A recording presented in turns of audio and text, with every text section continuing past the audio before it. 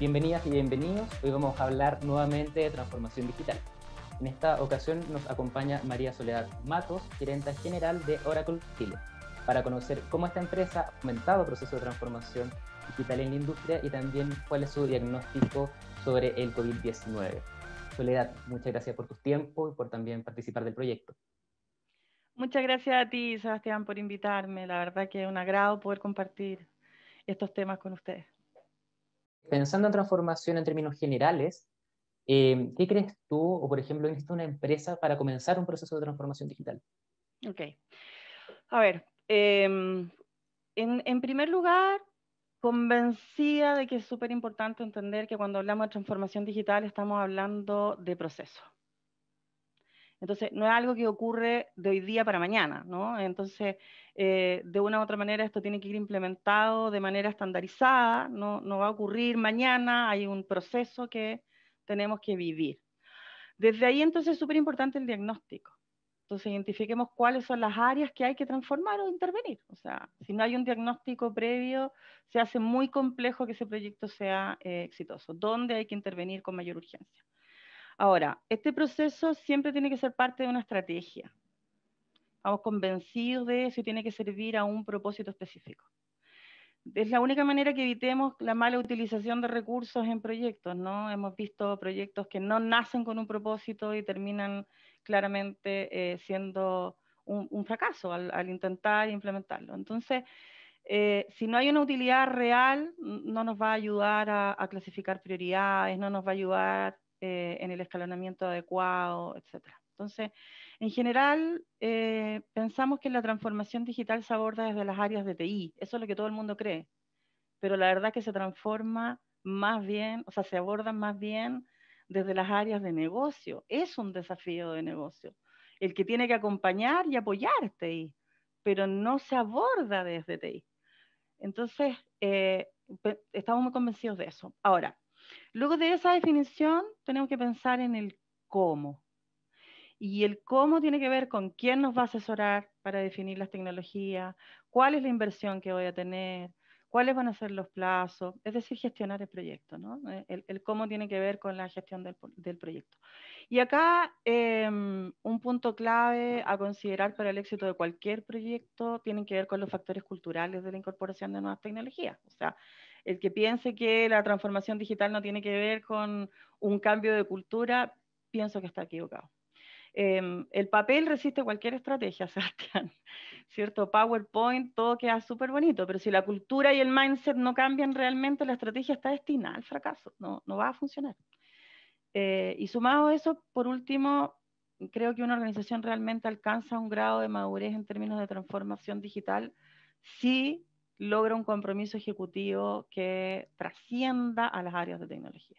Entonces, el compromiso ejecutivo es absolutamente vital. O sea, por ejemplo, ¿cómo? ¿Cómo podemos hacer eso? Bueno, instalemos la discusión en un directorio, el por qué la tecnología va a ir en aumento. Entonces, el directorio tiene que entender que puede ser una ventaja competitiva o una desventaja, si es que no lo tiene. Entonces, así los competidores empiezan a utilizarla a su favor, el directorio entiende que tiene que subirse a este barco, ¿no? Eso yo te diría que es como los puntos en los que más nos fijamos cuando abordamos eso con algún cliente.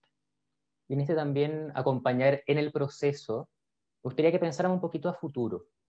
¿Qué viene en la transformación digital a futuro? Tanto en Oracle como en las empresas también con las que ustedes contribuyen y también en términos generales. ¿Qué vendría en el corto, en el mediano plazo? ¿Te refieres en términos de tecnologías o en términos de...? Porque pasa es que hay un post, un antes del COVID y un post-COVID, ¿no? O sea, si nos enfocamos en el futuro, pensamos que en el caso nuestro vamos a tener que seguir optimizando plataformas, ¿no?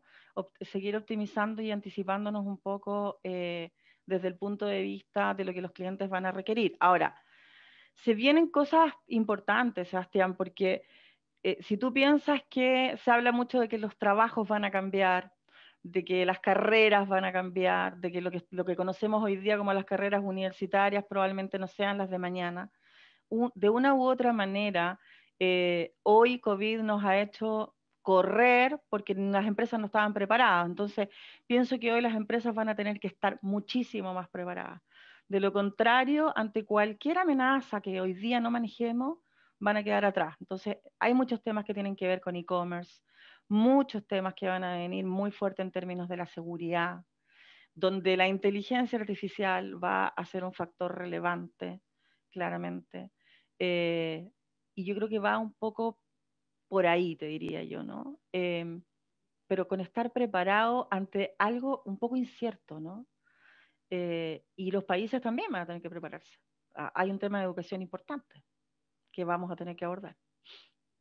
De hecho, en esta incertidumbre también los desafíos que requiere el país, la educación, era precisamente el punto hacia donde me gustaría que transitáramos Mm. y habláramos un poco tanto de educación como también de los desafíos del Estado. Primero, tú ya algo comentabas de los trabajadores, las Mm. universidades y los profesionales del presente y del futuro. ¿Cuál es tu Sí. diagnóstico primero de los profesionales actuales? Ujú. ¿Cuántos de ellos están preparados para la transformación digital? ¿Qué va a pasar también con ellos en el tiempo? Mira, yo pienso que hoy día los ciudadanos estamos enfrentados a un entorno y un mercado laboral bastante incierto, ¿no es cierto? Con empleos y tecnologías que aún ni siquiera se han inventado probablemente. Entonces, es bien urgente dinamizar y acelerar el desarrollo de habilidades relevantes, ¿no? Porque de ellas van a depender que podamos ejecutar estos cambios rápido. Entonces, América Latina y el Caribe tienen una de las brechas de habilidades más grandes del mundo hoy día en sistemas de formación de talento, incluyendo la escuela. O sea, se enfocan en títulos detrás de los que hay currículos no actualizados a una realidad de hoy día. Entonces, ahí hay un espacio muy importante de mejora, ¿no es cierto? Y que las universidades y las escuelas y los colegios y la educación en general tienen que empezar a hacerse cargo. Entonces, de hecho, el World Economic Forum nos decía que para el 2025 vaticina que más de la mitad de las actuales tareas que se realizan en el lugar de trabajo van a ser realizadas por máquinas. Ahora, eso va a desplazar alrededor de 75 millones de puestos de trabajo, pero a pesar de que se ve muy amenazante, ¿cierto? Uy, 75 millones de puestos de trabajo menos, hay cifras muy optimistas que estiman que gracias a la rápida evolución, ¿cierto?, de las máquinas y los algoritmos, también se van a crear alrededor de 133 millones de nuevos puestos de trabajo. Pero tenemos que estar preparados. Si no estamos preparados, se van a crear los trabajos. El punto es quién va a ser capaz de tomarlos, ¿no? Entonces, para que todas estas oportunidades se puedan capitalizar, pensamos que es fundamental que las universidades actualicen sus currículos. Estamos convencidos que las empresas tienen que embarcarse en debidos procesos de reskilling, upskilling constantemente de su gente. O sea, hay que crear talento digital. Si no creamos talento digital, hablamos de transformación digital todo tiempo. No creamos talento digital, vamos a quedar con empleos que nadie va a poder ocupar. Entonces, tenemos que empezar a anticiparnos porque esto va muy rápido. Eh, con lo último que tú me decías, me queda un punto y me gustaría también con eso anclarlo con el siguiente. Cuando tú me dices, me hablas de las universidades, me gustaría, por ejemplo, ¿cuál es tu visión concreta de qué pasa con las universidades acá en Chile? Los centros de formación técnica, cómo lo están abordando, y quiero anclar eso también para pensar en el rol del Estado. Y me gustaría que habláramos de cómo el Estado debería hacerse cargo o no también de la transformación digital del país. Sí, mira, para volver al punto de las universidades, pienso que hay universidades que están hablando de tecnología, pero no están incorporándolo en sus nuevos currículos, ¿no? Creo que la universidad lo que tiene que hacer es empezar a mirar ese currículum antiguo, sacar cosas que hoy ya no son tan relevantes o dejarlas incorporando cosas más del futuro, otro tipo de herramientas. Entonces, si no hacemos eso, la gente va a salir con el mismo currículum, los mismos conocimientos y vamos a seguir teniendo gente estudiando las mismas carreras que no sabemos si van a ser las carreras del futuro. Entonces, ahí también hay un desafío de la universidad. ¿Cuáles van a ser esas carreras del futuro? Empezar a incorporar ese currículo, pero también esas carreras, ¿no? O empezar a anticiparse. Ahora, desde el punto de vista del Estado o de los gobiernos, la verdad es que la contribución que la transformación digital puede hacer a los gobiernos es enorme. O sea, América Latina y Chile tienen una oportunidad de acelerar el crecimiento de economía gigantesca. Ahora, tienen que tener una estrategia de transformación digital, tienen que tener una estrategia de innovación, tiene que ojalá ser absolutamente ajena al gobierno de turno, porque de lo contrario el gobierno entra y las ideas de innovación y de transformación del anterior mueren y entonces los proyectos quedan ahí a mitad de camino.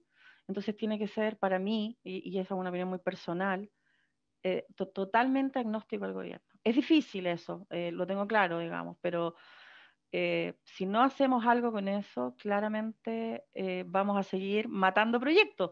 Ahora, el gobierno per se tiene un desafío enorme de transformarse digitalmente hoy día. Eso de una u otra manera también puede acelerar muchísimo su relación con el ciudadano, ¿no es cierto? Y poner al ciudadano más en el centro de la conversación. Entonces ahí hay una parte importante que hacer, digamos. Antes de concluir, me gustaría hacer una pausa y tú me decías que los clientes, por ejemplo, se concentraron más en la necesidad de cloud, de nubes para ciertos procesos. ¿Qué fue lo principal que los clientes demandaron también durante el 2020, también a causa de la pandemia? Bueno, herramientas que les permitieran abrir sus e-commerce, ¿no? Para poder muchos de ellos vender, que no eran retailers necesariamente, y vender online, porque de lo contrario, esos procesos hoy día no eran viables. O las atenciones de postventa, los call centers se tuvieron que reinventar, no están físicamente ahí, y eso gatilló de una u otra manera tecnología. Los tiempos de entrega, ¿te acuerdas que al principio de la pandemia, yo no sé si tú te fijabas, pero había muchos reclamos porque las cosas no llegaban a tiempo, había todo un tema de logística? Entonces también eso no es solo que el camión, para que el camión salga más temprano hay tecnología detrás, ¿no? Para que el camión llegue a tiempo hay tecnología detrás. Entonces, mira, pensamos que a finales del 2021 el 75% de las compañías en América Latina van a establecer mecanismos para adoptar infraestructura y aplicaciones basadas en nube. Eso es lo que estamos viendo. Ahora, en cuanto a la inversión en infraestructura de nube como servicio, los mercados de países del Cono Sur, como Chile, Argentina, Perú, están siguiendo una tendencia de alto crecimiento. Eso quiere decir que de una u otra manera estas mismas tendencias de acercarse más al comprador o a su usuario o a su cliente van a gatillar, seguir teniendo inversiones en tecnologías como cloud, incluso en superior. En el caso de Chile, respecto al promedio de la región latinoamericana, yo te diría que está siendo incluso superior. Del 36% que había en el 2020, hay un crecimiento promedio compuesto como del 41% hacia el 2024. Entonces, yo creo que esto aceleró definitivamente, ¿no? Y varias empresas ya están tomando acciones importantes. Y ahí estamos acompañando en eso, ¿no? Bueno, muchas gracias también por el aporte que ustedes desarrollan como empresa y también para la industria. Por mi parte, me queda solo recordarles que nos sigan en todas nuestras redes sociales, también que bajen el libro en la página web y nosotros nos vemos en una próxima ocasión. Que estén muy bien y muchas gracias.